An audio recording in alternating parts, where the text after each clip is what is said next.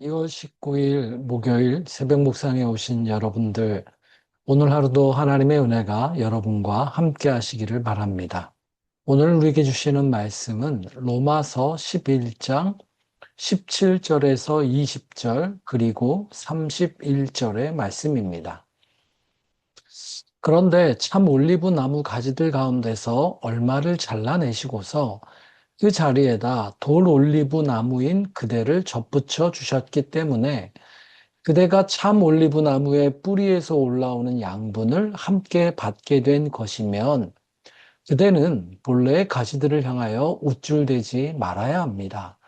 비록 그대가 우쭐댈지라도 그대가 뿌리를 지탱하는 것이 아니라 뿌리가 그대를 지탱한다는 것을 명심해야 합니다.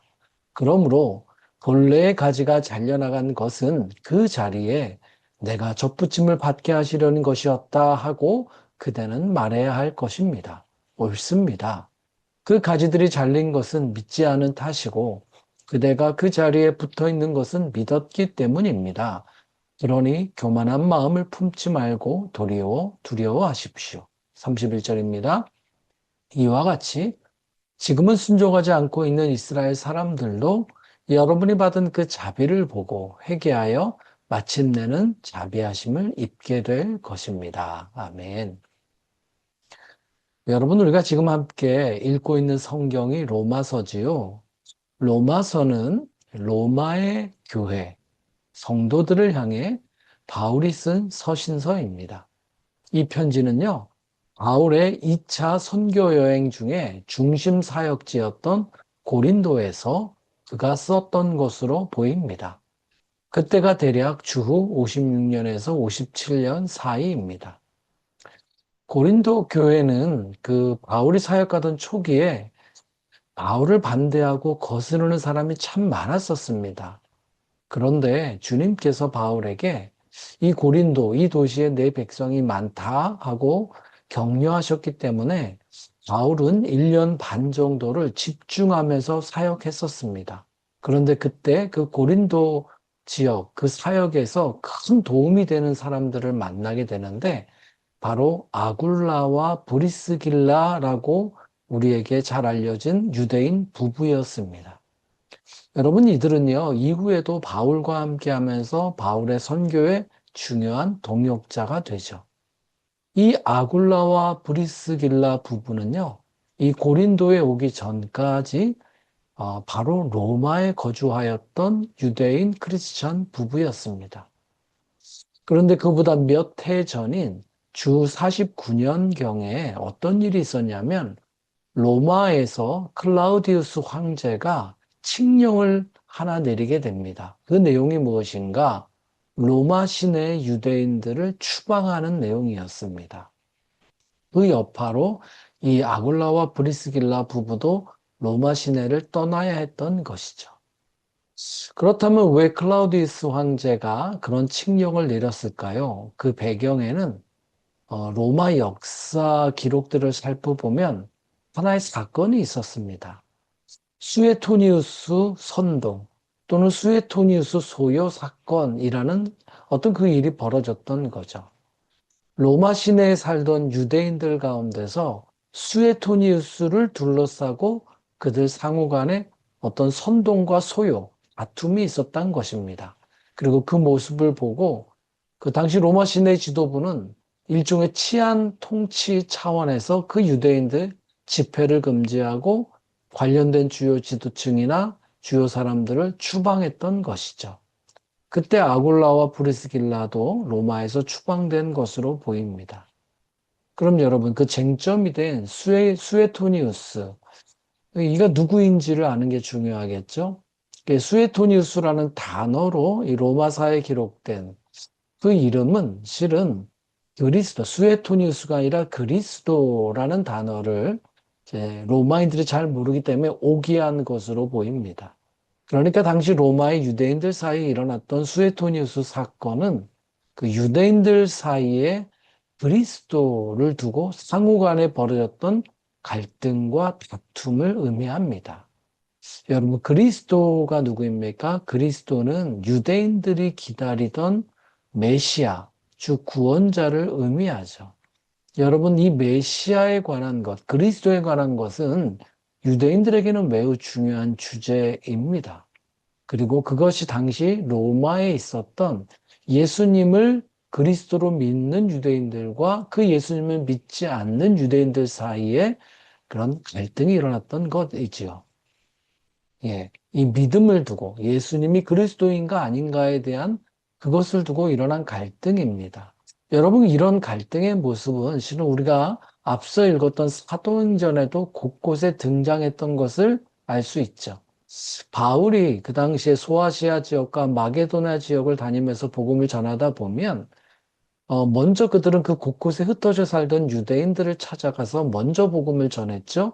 그들이 모이는 회당에 들어가서 복음을 전했는데 그 회당에 들어가서 구약 성경에 기록된 메시아, 그리스도에 대한 예언의 말씀과 그것을 이루신 예수님에 대해서 전하다 보면 어떤 유대인들은 믿음으로 나왔지만 실은 상당수의 유대인들이 이를 인정하지 않고 그 믿음을 거부했죠.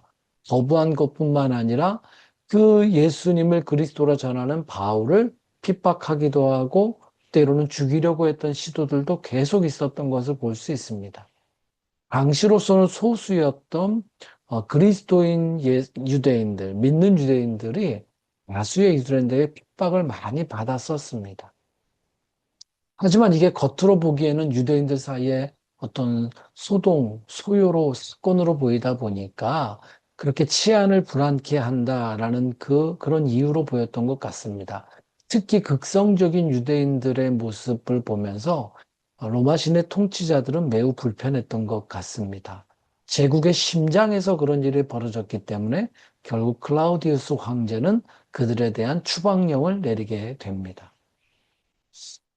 아굴라와 브리스길라 부부는 누구보다도 예수께서 그리스도이심을 믿는 사람들이었기 때문에 누구보다도 앞장서서 예수님에 대해서 전하고 또 그 예수님을 믿는 유대인들을 변호했던 것 같고요.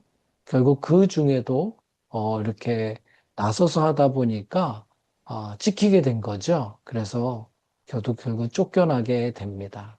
자신이 터잡고 살았던 그 로마에서 그들은 이제 쫓겨나게 된 것이죠. 결국 고린도까지 오게 되었고요. 근데 그곳에서 또 다른 예수님 믿는 사람 바울을 만나게 된 겁니다.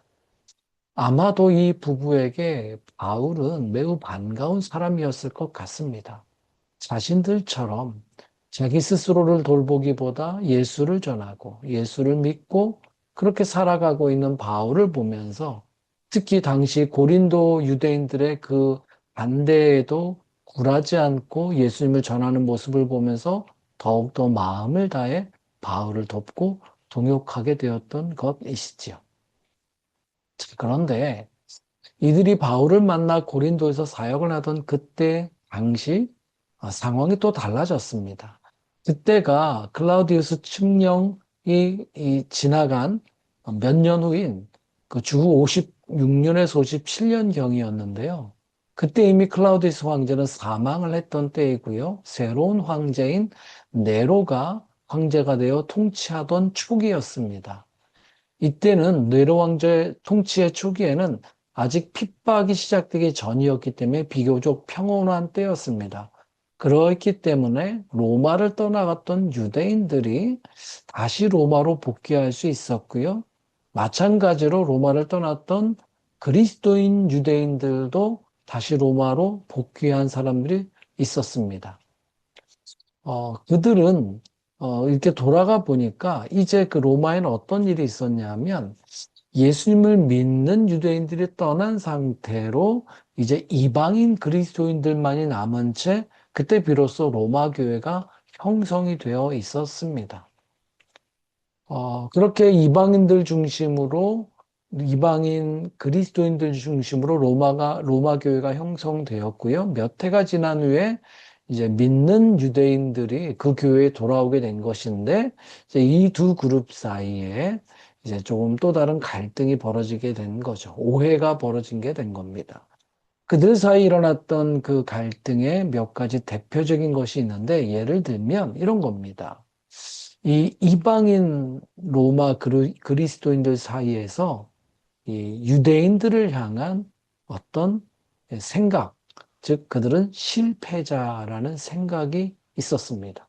어떤 실패자인가 하면 유대인들은 오래전에 하나님께 선택받은 백성임에도 그런데 그 예수님을 거부하고 죽였으니 그 믿음과 구원에 실패한 민족, 이라는 생각이 그들 가운데 생겨난 것이고요. 그리고 그 생각은 또 다른 생각으로 이어졌죠. 무엇이냐면, 이제는 자신들과 같은 이방인들이, 그 이방인들 교회가 그 예수 믿음을 붙잡았으니 자신들이 유대인들의 대체자가 되었다라고 하는 생각이죠. 여러분, 이러한 생각 속에는 일종의 또 다른 형체의 선민적인 사고가 들어있게 되는 거죠. 이제 대체자가 되었을 뿐, 일종의 교만한 생각, 교만에 빠질 위험이 그 생각에는 들어 있었습니다. 여러분, 이것은 바로잡는 게 중요합니다. 실제로 이후의 역사 가운데, 특별히 유럽의 역사 속에는 바로 그러한 생각부터 이어져 와서 유대인들을 차별하고 또 심지어 탄압하고 죽이는 역사가 2000년 펼쳐지거든요. 이것은 하나님 보시기에 올바른 생각이 아니지요. 바울은 이제 로마서 9장부터의 편지 속에서 이 생각의 위험을 드러내고 바로잡아 주려고 합니다. 로마 교회 속에 숫자적으로 이제 이방인들 그리스도인들이 더 많죠. 그리고 복귀한 유대인 그리스도인은 더 작기 때문에 실은 그 교회가 쉽게 분열되고 할 수 있는 위험도 있었습니다. 그런 오류를 바로 잡아주려고 한 것이죠. 오늘 함께 읽었던 이 본문 17절부터의 말씀에 보면 참 올리브 나무, 이것이 바로 유대인들을 의미합니다. 이들에게는 먼저 하나님의 구원의 역사, 율법, 또 무엇보다 약속이 주어졌었죠. 그런데 그 뿌리로부터 자라난 가지이지만 이를 온전히 받아들이지 않고 잘려나간 것과 같은 입장이 된 것이 유대인들이었습니다. 그런 잘려나간 가지들이죠. 이 하나님의 구원의 나무에 이제 누가 그 자리에 새롭게 접붙임되었는가 하면 이방인 그리스도인들이라는 겁니다. 하나님이 새로운 나무를 이방인들 가운데 새롭게 심은 것이 아니라 원래 하나님께서 심으셨던 구원의 나무. 근데 그 나무에서 잘려나간 본 가지들이 유대인들이라면 그 자리에 새롭게 접붙임 받은 가지들이 바로 이제 이방인 그리스도인들이라는 겁니다. 본 가지들이 믿음이 없어 잘려나간 가지라면 접붙임을 받은 가지들은 바로 그 믿음 하나 붙잡아서 접붙임 받았기 때문에 실은 그들에겐 자랑할 것은 없습니다. 그저 감사할 것만 있는 거죠. 처음 그 나무에 가지가 된 것도 감사할 일이요. 접붙임을 받았다는 것은 더욱더 감사한 일일 뿐입니다. 누구도 자랑할 것은 없습니다. 중요한 것은 그 가지들을 붙잡아주고 자라게 하는 뿌리가 중요할 뿐이죠. 그 구원과 생명의 영양분을 주는 뿌리가 중요하고 그 나무에 붙어 있는 믿음이 중요할 뿐이죠. 가지들끼리는 서로 자랑할 것이 없는 것입니다. 그리고 바울은 또 한 가지 매우 중요한 이야기를 해줍니다. 바로 하나님의 약속의 신실성에 대한 부분입니다. 비록 유대인들이 그 약속을 향한 믿음, 온전히 받아들이지 않아서 지금 실패한 듯 보여도, 하지만 하나님의 약속이 가진 신실함은 실패하지 않았다는 것입니다. 돌 올리브 나무에 가지도 접붙임하셔서 구원하시는 하나님이라면 때가 되면 잘려나가 실패한 듯이 보이는 그 본 가지들도 다시 구원에 이르게 하시는 하나님이라는 것입니다. 이는 유대인과 이방인들 바라보면 누가 더 나은 자인가 그렇지 않은 자인가 판단하는 것이 아니라 하나님, 그분에 대한 신실함을 강조하고 있는 것입니다. 사람은 자기들을 바라보지만 바울은 이제 눈을 들어 하나님을 바라보게 합니다. 당신의 약속을 끝까지 지키시는 하나님의 신실함을 바울은 강조하고 있습니다. 예수님을 믿지 않고 거부하고 떠난 유대인들, 그 순종하지 않은 이스라엘 사람들도 이게 이렇게 접붙임 받은 이방인 그리스도인들이 받는 그 은혜와 그 자비를 보고 마침내 회개하고 돌아오게 하실 것이라는 그 하나님의 신실하심은 실패하지 않았다는 점을 바울은 말해주고 있습니다. 그 말씀이 31절입니다. 이와 같이 지금은 순종하지 않고 있는 이스라엘 사람들도 여러분이 받은 그 자비를 보고 회개하여 마침내 자비하심을 잊게 될 것입니다. 그러므로 이방인 그리스도인들도 본인들이 받은 자비하심과 은혜를 감사하는 마음으로 살아가야 되는 것이죠. 그 감사하는 마음, 자비로운 마음으로 살아갈 때 하나님의 역사는 이어지는 것입니다. 여러분, 종종 어떤 사람들은요, 로마서 9장부터 11장을 보면서 별명을 붙이기를 유대인의 구원이라는 주제라고 말하죠. 여러분, 하지만 바울은 지금 그런 신학적 주제 자체를 목적으로 이 글을 쓰는 것이 아닙니다. 바울은요, 지금 로마 교회 안에 일어난 상황을 두고 그 교회가 온전히 예수님을 믿는 교회가 되기 위한 목회적인 차원의 이 글을 쓰고 있는 것입니다. 나의 교회가 그 안에 서로 오해하고 갈등하고 있을 때 누가 먼저 되고 누가 다중됐냐, 누가 온전하고 누가 불완전하자라는 판단을 내려놓고 모두가 다 은혜와 자비하는 그 뿌리 안에 잘 붙어 있도록 그 중요성을 가르쳐 주고 있는 것입니다. 여러분, 오늘 우리 교회 안에도 마찬가지입니다. 때로는 누가 더 온전해 보이고, 누가 더 약해 보이고, 누가 더 먼저 된 것 같고, 누가 더 나중된 것 같고, 이러한 생각이 들 수도 있겠지요. 하지만 여러분, 우리가 오늘 그리스도 안에 붙여져 있는 가지라면 우리는 그 자체로 감사해야 되고, 그 자비와 은혜 안에 머물러 돼야 됩니다. 그 은혜와 자비의 받음을 더 강조해야 될 것입니다. 그 뿌리로부터 오는 은혜를 더 우리가 바라보아야 될 것입니다. 혹여 우리 가운데 더 약한 자가 있다면 그 약함을 판단하기보다는 그도 귀하게 여기고 중보 기도해야 될 것입니다. 그가 계속하여 더 잘 그 뿌리로부터 은혜를 받을 수 있도록 기도해야 될 것입니다. 마찬가지로 혹여 아직 은혜의 복음에 익숙하지 않은 그런 가지와 같은 이들이 있다면 먼저 믿음에 선 이들을 존경하고 존중하시기를 바랍니다. 이렇게 그리스도 안에 은혜와 평화 가운데 함께 서 있어야 될 것입니다. 우리는 자랑할 것 없습니다. 우리 스스로는 뿌리가 아닙니다. 우리 모두가 다 예수 그리스도의 구원의 나무에 접붙임 받은 가지임을 기억하며 서로를 긍휼히 여기는 마음을 잊지 마시기 바랍니다. 기도합시다. 하나님 감사합니다. 우리를 향한 주님의 베푸르신 은혜를 잊지 않게 하시고 우리가 접붙임받은 가지됨에 그 은혜 받음을 기억하게 하여 주시고 서로를 그렇게 하나님 귀하게 여기며 긍휼히 여기게 하여 주시며 여전히 우리를 향해 주시는 주님의 그 은혜 안에 서게 하여 주옵소서. 그리고 주님의 신실한 사랑이 결코 실패하지 않음을 오늘도 기억하며 살게 하여 주옵소서.